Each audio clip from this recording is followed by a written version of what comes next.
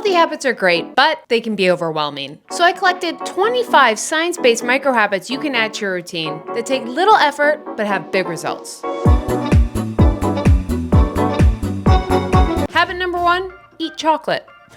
I hear all the time registered dietitians talking about how the general population is low in magnesium. And what's one food that's high in magnesium? Dark chocolate. Now, yes, it's dark more than milk. And if you're someone that doesn't like dark chocolate, I'm going to teach you a hack to get yourself to enjoy dark chocolate. First, start with like a 60 to 70% chocolate. Add some peanut butter. Trust me, that combo, elite unless you're allergic to peanuts, and I apologize. Then over a little bit of time, bump that up to 75%. Then take away the peanut butter. Then try an 80. And slowly over time, just like how you start with a Frappuccino and work your way to a black Americano, you'll eventually grow the taste buds to like dark chocolate. Habit number 2, take a few omega-3 pills every day. According to Dr. Rhonda Patrick, people that have an omega-3 index of 8% have a 5-year increased life expectancy. You know, sometimes you just can't say a word. Expectancy. I can't do it. Compared to those that have an omega-3 index of 4%. Habit number 3, ditch high-waisted pants. Specifically, standing jeans. What are standing jeans? You know those jeans that are only comfortable when you're standing, and the second you sit down, you're in pain. And according to Erin Hendricks, MD, in an article from Pop Sugar, tight pants can put pressure on the abdomen, pushing the stomach and intestines upward towards the esophagus. This can increase the likelihood of acid reflux and heartburn. Also, people who suffer from chronic gastrointestinal conditions like IBS often have good days and bad days. I myself hate a pair of high-waisted jeans. They have to have a lot of stretch. I love a mid or low for pure comfort. So yeah, your IBS obviously is likely due to diet and genetics, but it can also be because of your pants. Habit number 4, the 15-minute tidy. According to McGraw at Princeton University, one reason we procrastinate is for delaying and avoiding are rooted in fear, anxiety about doing poorly, of doing too well, of losing control, of looking stupid, of having one's sense of self or self-concept challenged. And I know myself, a tidy house is really nice. But the thought of starting cleaning is so hard, so I procrastinate it because I know I'm gonna spend the next hour, 2 hours, 3 hours cleaning. Insert the 5-minute, or you say 15-minute tidy to help lessen that anxiety of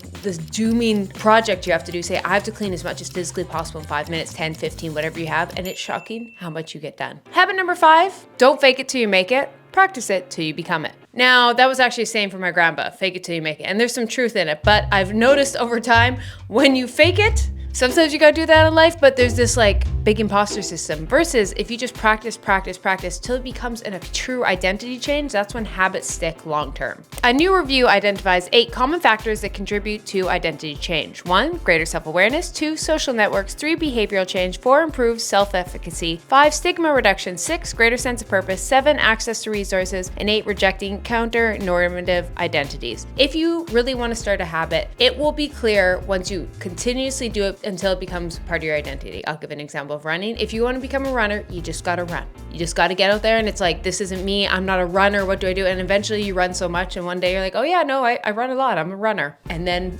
it becomes a habit. And once it's part of your identity, that habit is ingrained. Habit number 6, using a sunlight or vibrating alarm. According to the National Institute of Industrial Health in Japan, waking up to an abrupt alarm clock increases your blood pressure and heart rate, aka just the most stressful way to start your day. Like, that's not starting a day off on the good note. That Apple alarm, oh, trauma. So I'm gonna give you some other options, a more peaceful, gradual way to wake up, because unfortunately, we can't all just wake up to the birds and sun, which sounds lovely, but we have jobs. So number 1, a mid-price point. You can have a sunlight alarm from Hatch or similar dupes on Amazon. 2, a more expensive option is activity trackers like the Whoop, and that have a built-in alarm that you can wear to bed and it will vibrate you to wake you up. 3, a luxury item is the 8 Sleep mattress, which is the best thing ever, but it is unbelievably expensive, but it will vibrate you awake, which is absolutely lovely. 4, a free option is the Apple gradual alarm. Instead of just having the abrupt alarm, you can turn it on in the sleep schedule and you can just have it gradually wake you up. So it's not it's in a lot more beautiful way. Habit number 7, blend cottage cheese.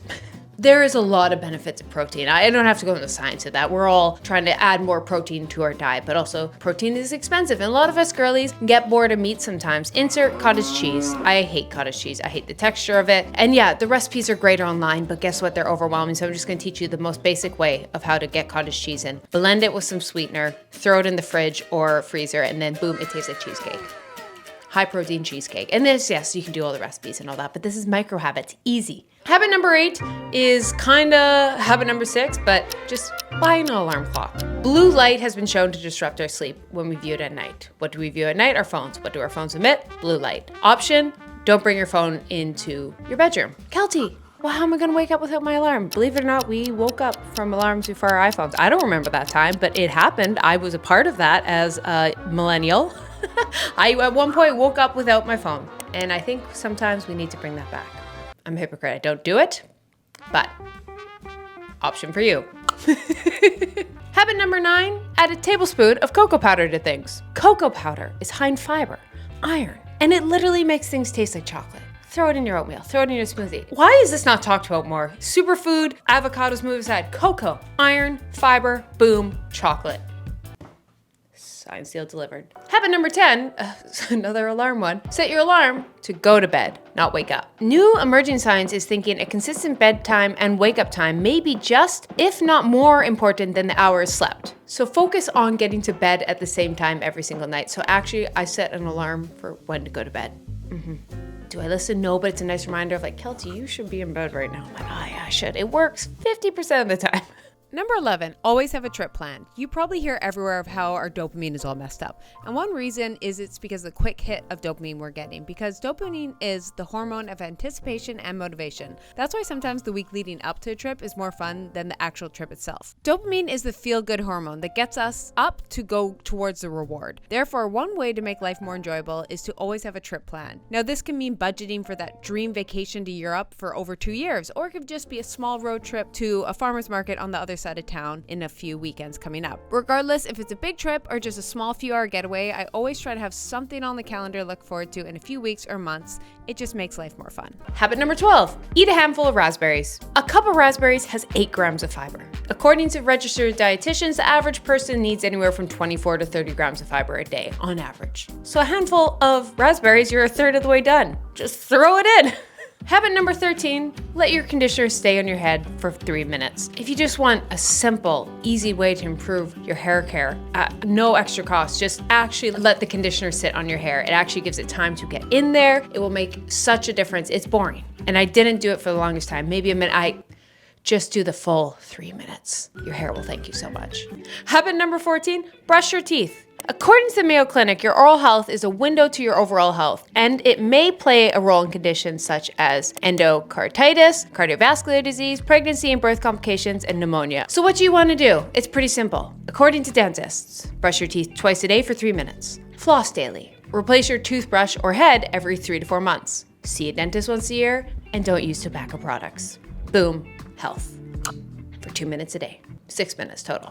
Habit number 15, have important conversations while walking. According to a study from Stanford University, research finds that the act of walking leads to an increase in creative thinking. So if you need an idea, go on a walk. If you're stumped at work, go on a walk. If you have to have an important meeting, science does say that actually having it side by side with someone looking in and just that the walking can stimulate ideas and you can have better ideas. So take your meetings while walking or just have an important conversation. And number 16, eat a bunch of macadamia nuts, specifically for my fellow avocado allergy girlies. They're higher in omega-3 and 9s and lower in omega-6 compared to other nuts. And if you're like me who can't get that from avocados, boom, macadamia nuts in everything. Cocoa, raspberry, macadamia nuts. Boom. Obviously, if you have allergies or restrictions, do not listen to that.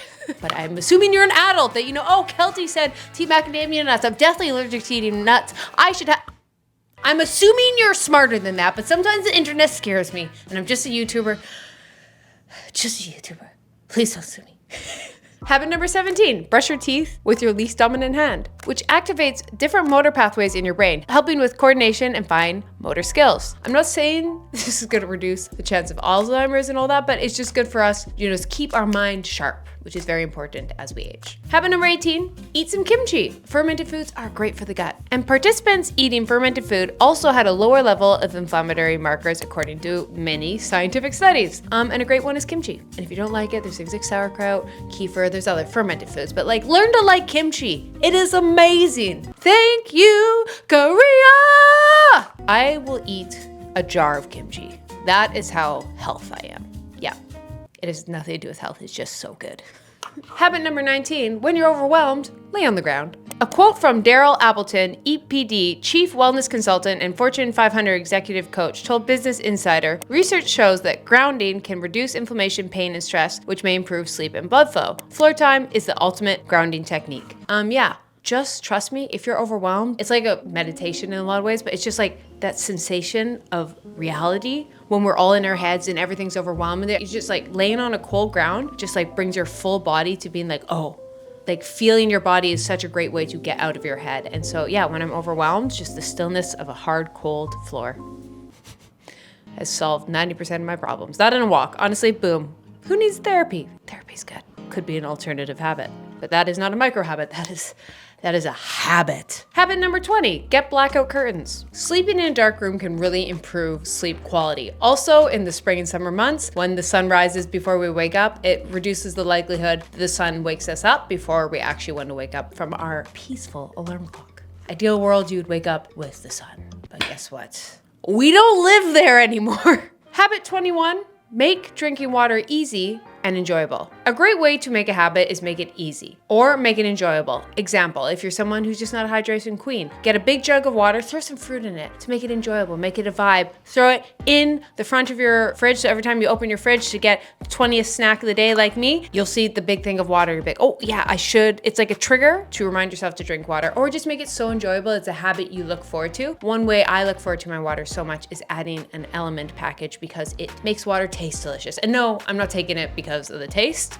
I'm taking it because of the scientific ratio of 1,000 milligrams sodium, 200 milligrams of potassium, and 60 milligrams of magnesium. Because speaking of hydration, specifically for people who are active, which is typically people watching healthy habit videos, is you lose electrolytes while you work out, while you sweat, if you live in a really sweaty environment. And another healthy habit is sodium. You need to replenish sodium when you sweat it out. Because of course, when you sweat out electrolytes as well. This can help with brain fog, headaches, muscle cramps, and improve your energy and just workout performance. Specifically for my runners, we're coming into running season. For my weightlifters, anyone who's doing an hour or more workouts in a day should really look into finding an electrolyte supplement that is great for them. And my favorite is Element by far. It is trusted by the NFL, NBA, NHL. The best flavors in my opinion right now. I change them every once in a while, but right now I'm loving citrus, grapefruit, and the chocolate. And of course, I'm not going to talk about it and not give you guys a code. If you go to drinkelement.com/Keltie, you'll get one of their sample packs with your purchase. This is a great way to try all 8 flavors or share with a salty friend. Once again, that's drinkelement.com/Keltie. Thank you, Element, for sponsoring this video.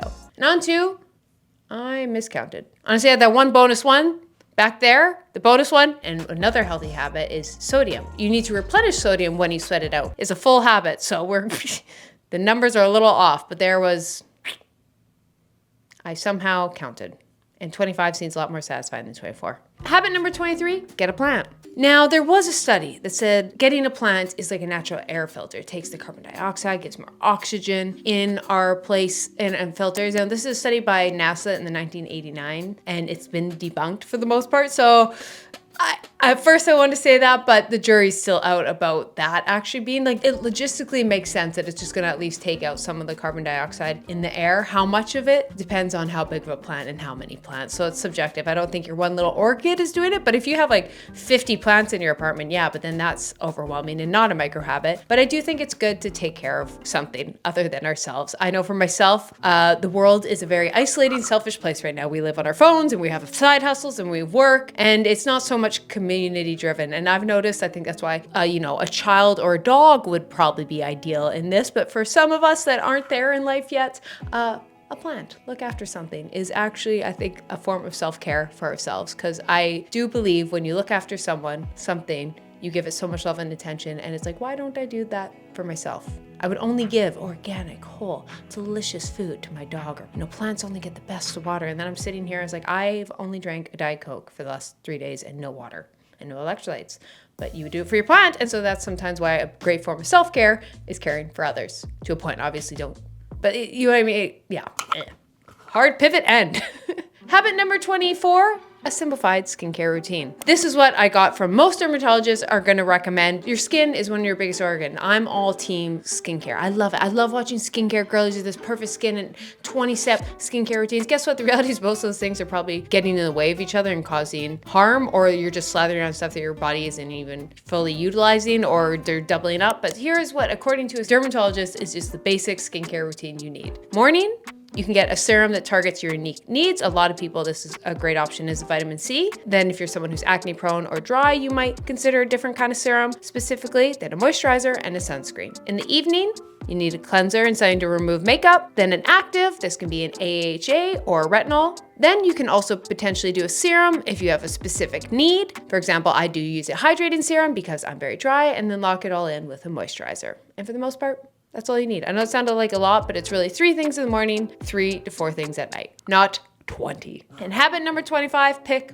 one of these. If any of these sounded good, obviously if none sounded good, that's fine. Health is different for every single person, but one of the best ways to build a healthy habit is give yourself time and accountability to actually make it a habit. Science is conflicting. You'll find studies that say you can build a habit in 21 days and some studies up to 66. And I'm sure there's many other studies in there, but I kind of just give myself a time frame of, yeah, it's going to take sometimes 21 days, some upwards of 2 months to really get a habit in. And the best way to do it is just do one. Do one habit until it becomes autopilot that you don't have to think about it. A lot of you here are like, Keltie, I don't have to think about brushing my teeth. It just happens. Exactly. That's how you want to get to any habit. And the worst way to do that is do 50 things so that you forget about half them and nothing happens. So start with one healthy habit that you want to build, or taking away one habit, maybe doing a habit swap with something until it becomes autopilot. And then you know you're ready to add on. Any habit I've ever built, it's because I gave myself the time for it. And then I do a lot of healthy habits. Sometimes I'm like, how did I become this person? I set an alarm for when to go to bed. And it did not happen overnight. This channel is over 5 years old. Just take that into account. But I would love to hear down in the comments. One of my favorite things about my comment section is how interactive and positive it is. Whether I'm reviewing something, if you check down the comments, you'll see other people's reviews. And whenever I do habit ones, there's always some amazing, fun, healthy habits you can do as well. So if you have like one little habit, something like just having a handful of raspberries that has drastically just improved your health and well-being, leave it down below. And once again, also talk to a doctor. This is not medical advice, not registered dietitian, just general health and wellness things I've seen from scientific researchers and other professionals. But let's hear down in the comment section your micro habit. Go read them. And you know what? I'm gonna say it because I'm here. Throw this video a like. I don't ask for them often, but you know, it's while you're down there, you gotta pass the like to get to the comments and boop. Or hit subscribe too. That's a thing. But the most important healthy habit that releases serotonin, oxytocin, that's a bad Freudian slip, is petting a dog. Have a great day. Go pet a dog. Love you guys. Bye.